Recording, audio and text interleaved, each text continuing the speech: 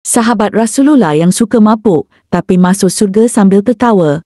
Nuaiman bin Amr bin Rafa'ah adalah salah satu sahabat Rasulullah sallallahu alaihi wasallam.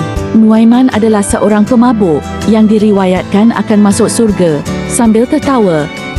Nuaiman dikenal sebagai orang yang jenaka sehingga dalam sebuah riwayat Nabi Muhammad sallallahu alaihi wasallam bersabda, ia akan masuk surga dengan tertawa. Nuaiman adalah salah satu sahabat Nabi Muhammad sallallahu alaihi wasallam yang banyak mengikuti peperangan. Namun Nuaiman dalam kesehariannya suka mabuk. Dalam riwayat Imam Ibn Hajar dalam kitab Fathul Bari menceritakan bahawa pada zaman Rasulullah sallallahu alaihi wasallam ada seorang sahabat dan anaknya yang suka mabuk. Menurut ulama, sahabat tersebut bernama Nuaiman dan anaknya yang bernama Abdullah dihukum kerana mabuk. Riwayat ini menjadi kuat menurut Ibn Abdul Bar sebab ada riwayat Al-Zubair bin Bakkar dari Muhammad bin Amr bin Hazm. Diceritakan saat itu di Madinah ada seorang lelaki yang selalu mabuk. Ia dihantar bertemu Rasulullah sallallahu alaihi wasallam. Kemudian Rasulullah sallallahu alaihi wasallam memukulnya dengan sandal.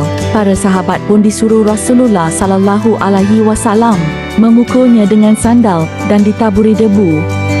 Saat sudah banyak debunya, seorang sahabat melakukan sumpah serapah, semoga Allah melaknatmu. Rasulullah sallallahu alaihi wasallam yang mendengar hal tersebut lantas segera menegur orang itu.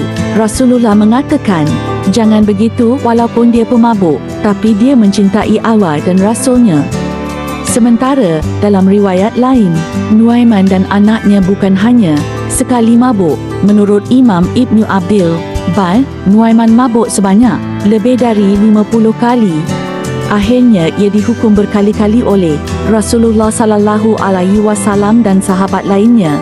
Namun Nuaiman memiliki sifat jenaka yang selalu membuat Rasulullah sallallahu alaihi wasallam terhibur. Nuaiman pernah berulah sampai-sampai membuat Rasulullah sallallahu alaihi wasallam tersenyum hingga nampak gigi gerahamnya. Dikisahkan pada suatu hari Nuaiman pernah diajak berdagang oleh Abu Bakar As-Siddiq bersama sahabat yang lain untuk pergi ke negeri Syam. Salah satunya ada Suwaibiyah Harmalah. Begitu mulai menjelang siang, Nuaiman yang sudah lapar menghampiri Suwaibit yang saat itu ditugaskan untuk menjaga makanan. Suwaibit dengan sikap penuh amanahnya tentu menolak saat Nuaiman hendak meminta satu potong roti untuknya. Hingga Nuaiman berkata, kalau memang begitu, artinya kamu setuju aku berbuat ulah. Nuaiman pun berjalan ke pasar dan mencari-cari wilayah yang menjual hamba sahaya atau budak. Hingga kemudian Nuaiman berkata kepada orang-orang di sana bahawa ia memiliki hamba sahaya dengan harga yang sangat murah. Nuaiman juga menyebutkan hamba sahaya yang dimiliki hanya memiliki satu kekurangan, yakni berteriak bahawa dirinya orang yang merdeka, bukanlah hamba sahaya. Mendengar itu, orang-orang di sana pun tertarik dan Nuaiman mengajaknya menghadap Suwaibit.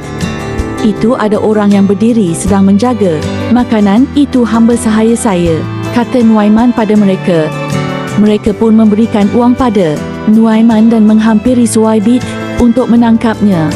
Suwaibit yang terkejut kemudian berkata, saya bukan hamba sahaya, saya orang merdeka. Yang hanya dibalas oleh orang-orang tersebut bahawa mereka sudah tahu kekurangannya itu. Tak berselang lama, Abu Bakar As-Siddiq pun kembali dan mencari-cari Suwaibit yang dijawab oleh Nuaiman kemudian, sudah saya jual, wahai Abu Bakar. Nuaiman pun menceritakan dengan jujur apa yang terjadi pada Abu Bakar. Kemudian Suwaibit kembali ditebus oleh Abu Bakar dari orang-orang Syam itu. Sampailah kisah tersebut ke telinga Rasulullah sallallahu alaihi wasallam. Kisah ini yang membuat Rasulullah tertawa hingga menunjukkan gigi gerahamnya di depan para sahabat. Perawi hadis mengatakan, bahkan setelah 1 tahun berlalu, Rasulullah sallallahu alaihi wasallam pun menceritakan kisah Nuaiman dan Suwaibit ini kepada para tamunya. Itulah sedikit kisah tentang Nuaiman, sahabat Rasulullah yang akan masuk surga sambil tertawa kerana selalu membuat Rasulullah tertawa. Semoga kisah ini bermanfaat. Mohon maaf jika ada salah ketik. Terima kasih sudah menonton. Subscribe, like, komen dan share.